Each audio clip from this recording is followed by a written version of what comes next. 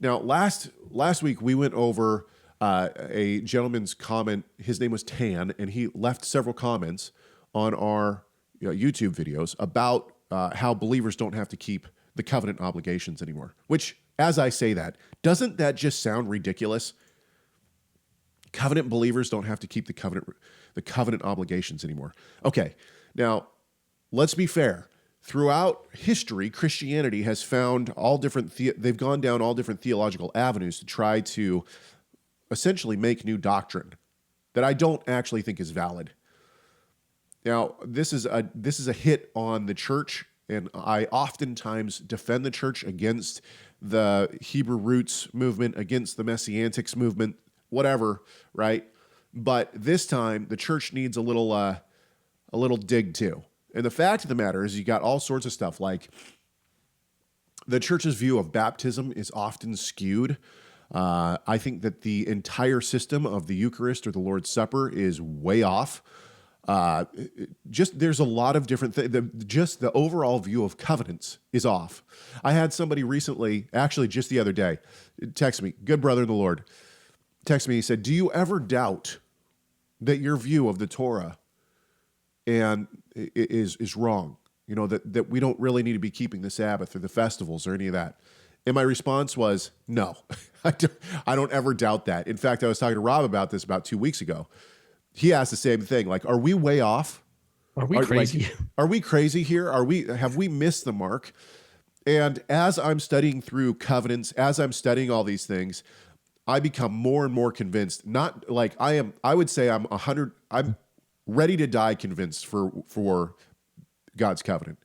And I think that I'm in the place of, I honestly pray that I'm in the place of, if I was martyred for my views, just like the Maccabees, like eat the pork.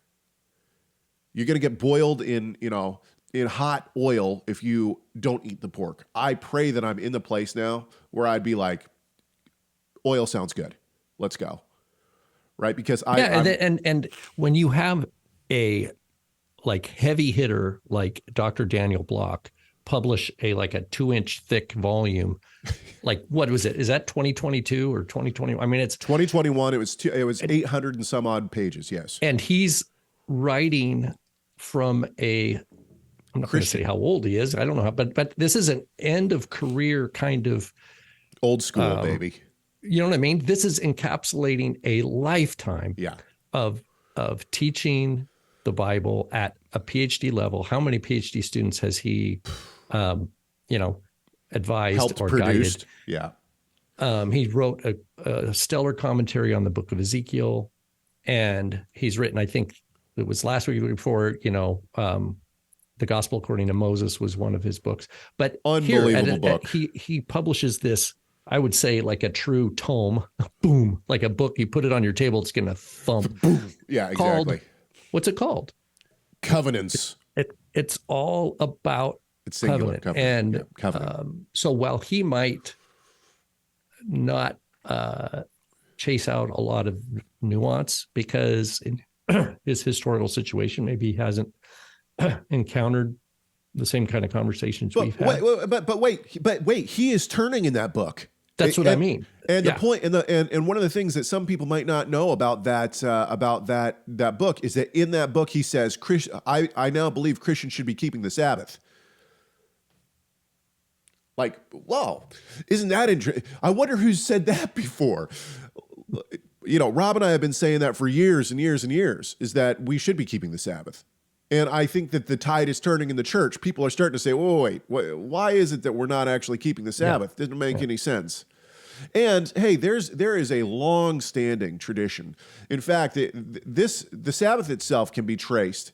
My father has a great book. I have not personally read the book, but he has shared numerous passages of it with me, and he's talked a lot about this book of the Celtic Church celebrating the Sabbath all the way into the 10th century, and then you have the Seventh-day Baptists picking up the Sabbath and running with it in the 15th century, all the way until our present day, and there's still Seventh-day Baptist churches around. Thank you so much for watching this video. Tell us your thoughts on this subject by leaving a comment in the comment section.